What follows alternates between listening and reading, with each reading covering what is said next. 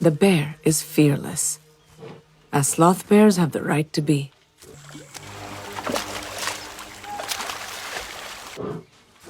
But Shankar is fearless too.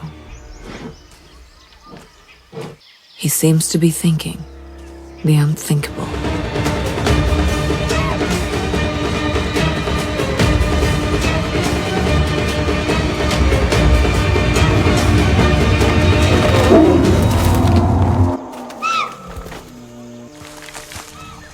Bear claws can slice open a tiger, making sloth bears one of the most dangerous animals in India.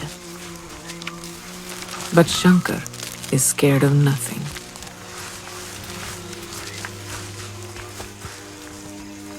He drags his giant prize to a place he can eat undisturbed.